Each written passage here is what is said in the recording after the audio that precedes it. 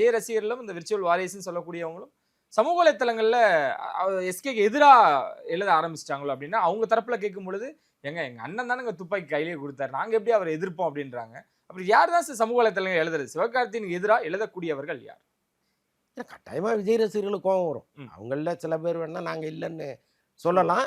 கட்டாயமா அவங்களுக்கு கோவம் வரும். என்னன்னா, ஒண்ணும் இல்ல. இப்ப யாரும் யார் படத்திலயும் ஒரு பெரிய நடிகருக்கு ஷேர் பண்ணவே மாட்டாங்க. ம். இது ரஜினி பண்ணது கிடையாது. நான் சொல்வது தமிழ் நடிகர்கள. புரியுது. இப்ப ரஜினி படத்துல வந்து சிவகார்த்திகேயன் நடிக்கணும்னு விரும்பும் பொழுது, அவரு சொல்லலையே. ம், ம்.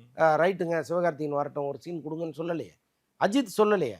அஜித் படத்திலும் நடிக்கணும்னு அவரு விரும்பினார்ல. ம், ம். அப்ப அவங்களெல்லாம் சொல்லாத ஒரு விஷயத்தை விஜய் ஒத்துக்கிறாருல்ல.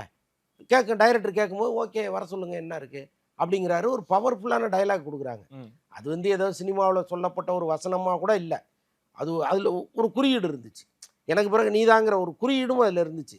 ஸோ அந்த அளவுக்கு பெருந்தன்மையா நடந்துக்கிட்ட ஒருத்தர்ட்ட, நீ இப்படியா நடந்துப்பங்கிற கோபம் விஜய் ரசிகர்களுக்கே இருக்கு. ஓகே. இப்ப பல பேர் இங்க உட்கார்ந்து கேள்வி கேட்டுட்டு இருக்காங்க. ஏன் விஜய் படம் வந்தா வேற யார் படமும் வரக்கூடாதா? அப்படின்லாம் கேட்குறாங்க. யாரும் அப்படி சொல்லவே இல்லையே. ம், ம். ஒரு அஜித் படம் வந்தாலோ, அல்லது இன்னும் யார் படம் வந்தாலும் இங்க யாரும் கேட்க போறதில்ல. உன்ன தம்பியா ஏத்துக்கிட்ட ஒருத்தர் அவரு. அவர் பெருந்தன்மையா உன் படத்தில் நடிக்க வச்சிருக்கிறாரு. நீ அவரை எதிர்த்து வர்றியேங்கிறது தான் இங்க கேள்வியா இருக்கு. ஓகே. அதற்கு அவர் இனிஷியேட் பண்ணியிருக்கிறாருங்கிறது தான் கேள்வி. ம், ம், ம். அதுக்கும் சிவகார்த்திகேயனுக்கும் சம்மந்தம் இல்லைங்க.